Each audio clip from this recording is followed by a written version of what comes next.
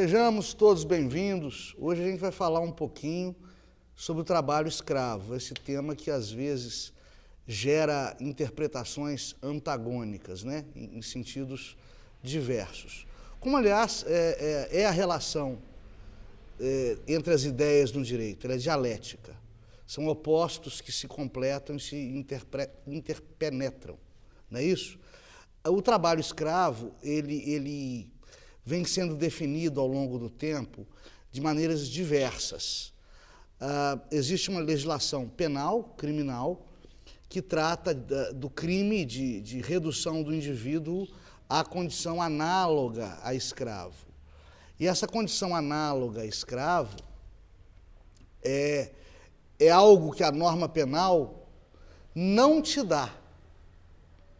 Você tem que buscar fora da norma penal. É o que nós chamamos em direito de norma penal em branco, ou de elemento normativo. É um conceito que não está inserido dentro do texto legal. E, geralmente, a condição análoga a escravo, que gera a caracterização do trabalho escravo, vem implícita em portarias do Ministério do Trabalho.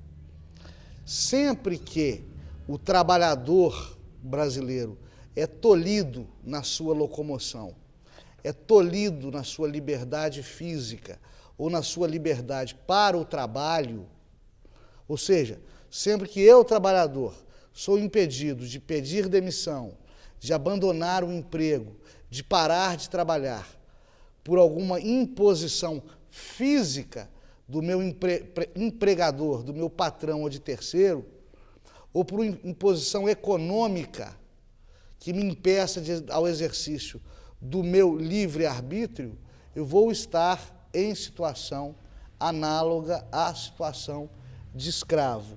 Eu vou estar realizando trabalho escravo que me foi imposto. Mais ou menos como se o trabalhador rural, fosse mantido em situação de cativeiro, em situação sobre-humana, fosse obrigado a comer comida insalubre, né? Fosse obrigado a satisfazer suas necessidades fisiológicas no mato, fosse impedido de abandonar o trabalho, porque lhe foram retidos documentos pessoais, o que é muito comum com imigrantes cujos passaportes são retidos, ou porque é retida a carteira do trabalho do empregado, o que é uma infração também à luz da CLT, da Consolidação das Leis do Trabalho.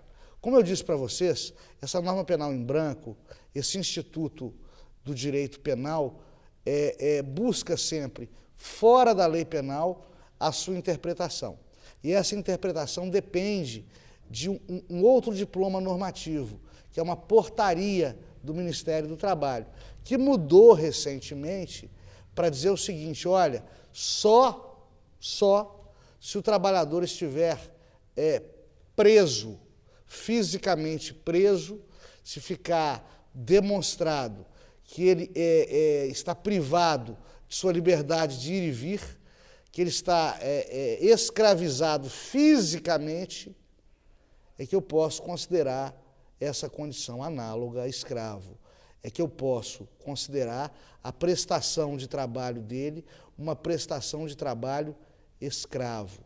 Isso vem de encontro ao entendimento dos tribunais, dos juristas, da própria legislação anterior, que entendia que, por exemplo, se o trabalhador estivesse impedido por uma realidade geográfica ou por uma realidade econômica de exercer o seu livre-arbítrio, de abandonar esse emprego por aquele, ele também estaria submetido a trabalho escravo. É o caso, por exemplo, do empregado que é obrigado a comprar mantimentos fornecidos pelo próprio empregador e não pode se demitir porque deve ao empregador. Ou é o caso do empregado que é levado, é conduzido pelo empregador para uma região inóspita para a realização do trabalho, para uma região distante da localidade de origem, de domicílio desse trabalhador e sem condições financeiras ou físicas de voltar para casa. Nesse caso, a legislação sempre entendeu que por exemplo, aquele trabalhador que foi encaminhado para uma obra da construção civil lá no Tocantins e reside aqui em Minas, e sem dinheiro para voltar pelo próprio bolso para casa, esse empregado está submetido à condição análoga a escravo, porque ele não tem alternativa, ele não tem livre-arbítrio para realizar ou não realizar o trabalho contratado. Essa perspectiva do direito, que sempre foi amplíssima, sempre permitiu alargar os olhos do intérprete da norma para a proteção do trabalho brasileiro, para a proteção do trabalho brasileiro, do trabalhador brasileiro, se estreitou. E hoje nós estamos reduzidos à coação física para a demonstração do trabalho escravo, que vem sendo criticado por muitos.